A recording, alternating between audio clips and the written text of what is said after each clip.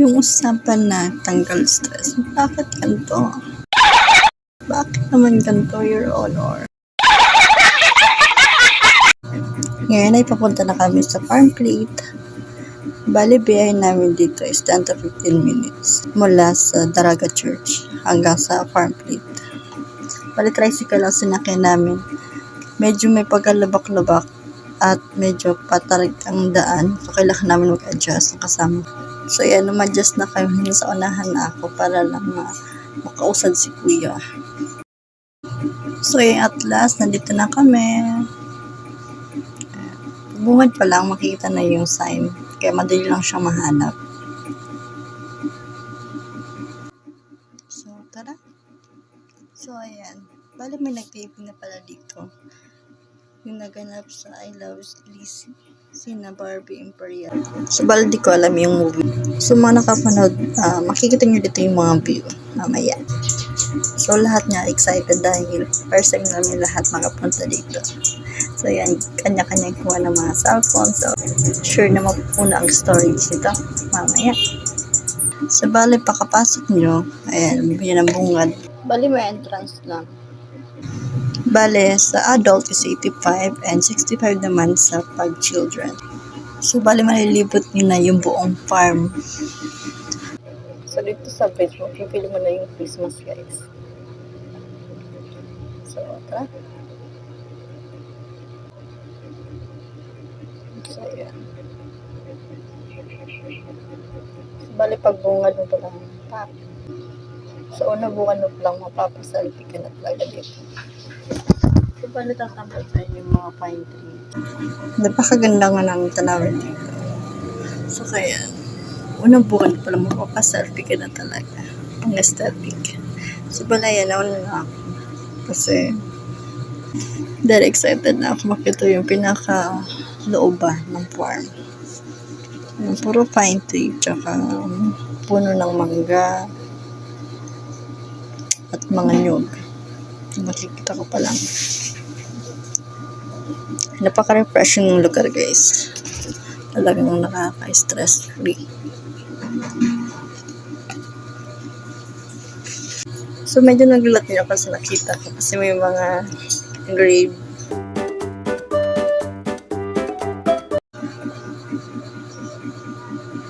So, yan, makikita niyo may mga grave. Hindi yan tao. So, bale yan, yung mga para sa mga animals, yung mga alagang hayop.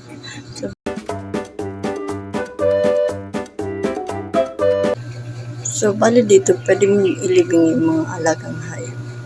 Medyo madami-dami na din naman nakalibing dito. At nagpatuloy na nga ako. At kabog kong atong nakitang dalawa. Pang-aura.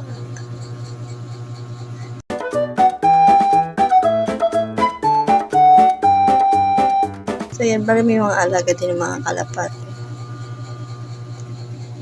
At ang libot-libot na nga ako, ayan, yung mga kalapati. Tsaka may mga baka din, napakadami kalapati.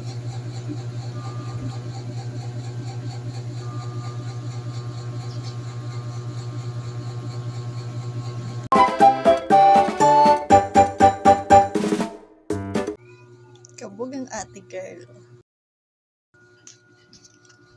So, nagpatuloy na nga ako.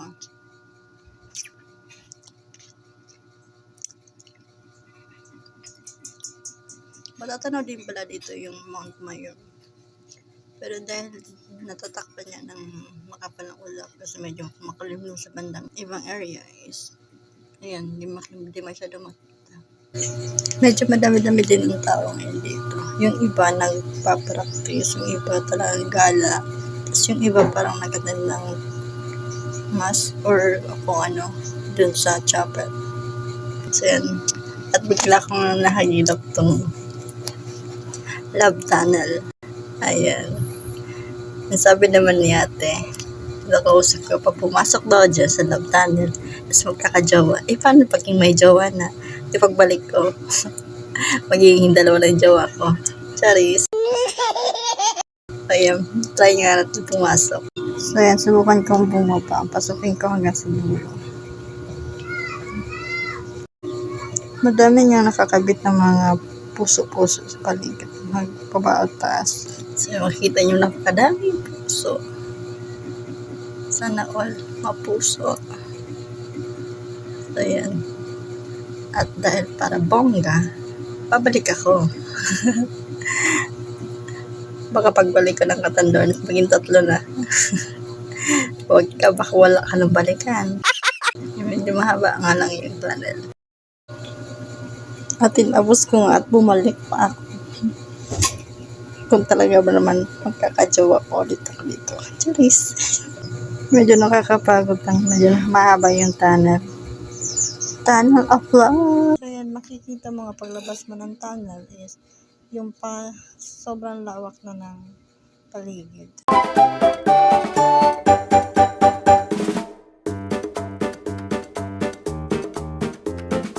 Pagod ka na maglibot, may mga duya naman. At mukhang napagod na itong mga kasama ko. Nakapagod. Duya na din.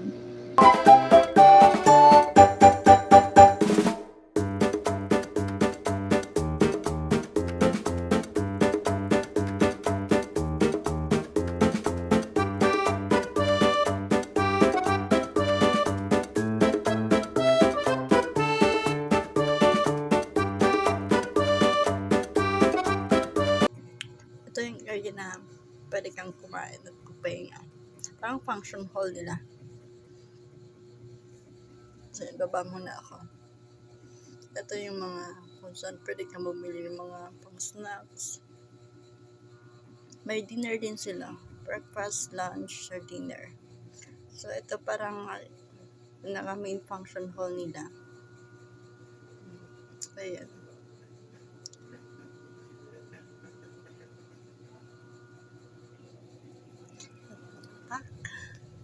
Kita ko na yung nawawala akong pakpak.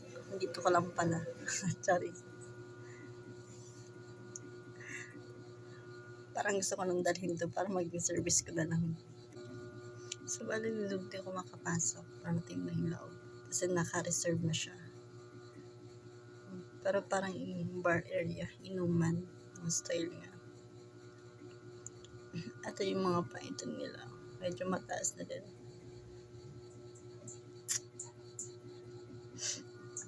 At may pa Starbucks din dito.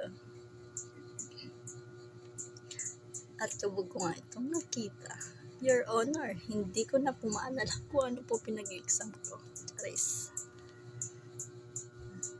So, ayan. Your Honor, sa farm plate pa ako lumaki. So, nagpatuloy na nga kami kasi parang nauuho yung mga kasama ko. Naghanap kami ng pwedeng maiinom.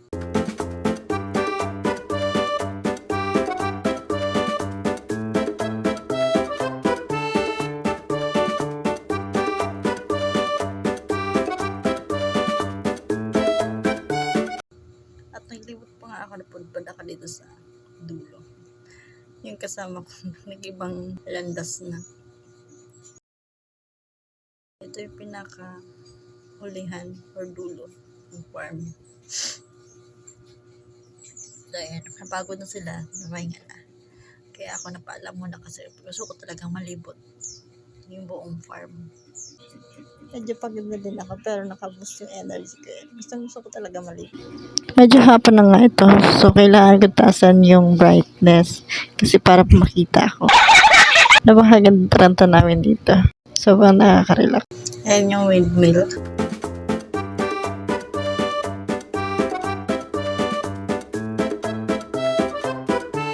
Pwede din dito may free sila, palipad ng saranggola. May nagtutry nga, ayan yung mga saranggola pwedeng itry. Libre naman yan kasi nasa inclusion naman ng registration or entrance fee.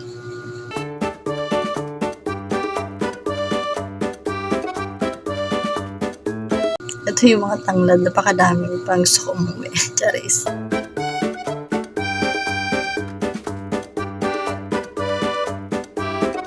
At nagpatuloy nga ako dito sa pinakadulo. May mga cottage din dito at bangga ang CR, yung dalawang CR. Tapos sa bandang area ito yung tinatawag nilang bonfire area. Dito pwede kang mag-barbecue or magpausok lang, tambay-tambay sa labas. So, parang napakaganda, parang nasa China dito. Ang ganda ng pagka-shape ng mga bamboo. So, an area kung saan pwede ka mag-bonfire. Ayan, pwede din magpwesto din sa labas. At may nakita pa nga ako isang cottage dito. Parang nagtaas yung kilay ko dito yung makita ko itong dalawang to eh. Ang sarap pa to. Tapunan ng bato. Charis. Bitter ka girl. So, ayan. Pinaharang na baka. Tumatabi ka ng baka ikaw mabato. Charis. May isa pa dito. Do not disturb. Charis. So, yan. May isang area dito na may mini pool. Mini bathtub. Tapos nagpatuloy lang ako. So, far may mga punong pili. Mga bagong tanim. Mga baka. Tsaka mga kalamansi.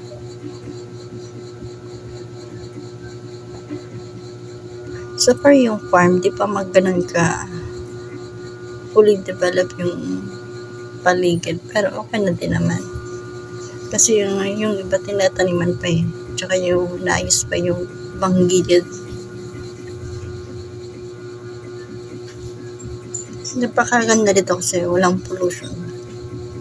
At talaga naman nakaka-relax. At silipin ko nga itong CR nila.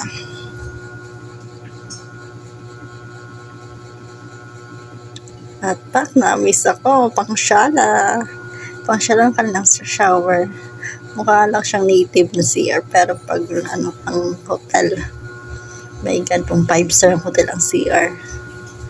Ang shower nila. So yan, balik na ako. Sa kabilang side naman ako. So yan, balik napakalawak ng area nito. Siguro aabutin ako ng mga sa paglilibot 5 siguro mga 20 minutes sa paglilibot kasi mabilis ako maglakad lang, parang yung mga normal na lakad lang siguro medyo mas matagal pa. So balik lang ako dito sa chapel kasi kanina madaming tao eh. So ngayon medyo wala na or konti na lang, pwede tayo masilip. Ito yung chapel nila. Maliit lang, pero pakaganda.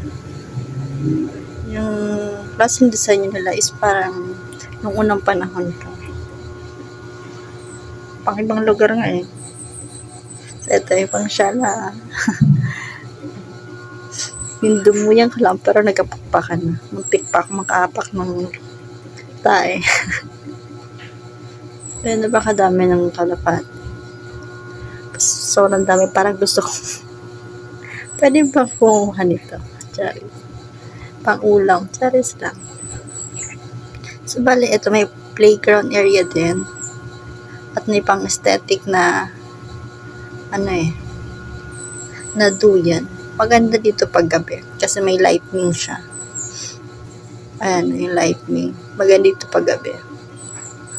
So, bali, eto siya sa kabilang side ng CR nila. May pang chandelier. Ito yung sinasabi ko, yung side, yung ibang side is na ginagawa pa. Medyo madami din na spot itong mapapipili ang pagkain. At ito na ang part 2 ng aming tour. It's Dark Albay.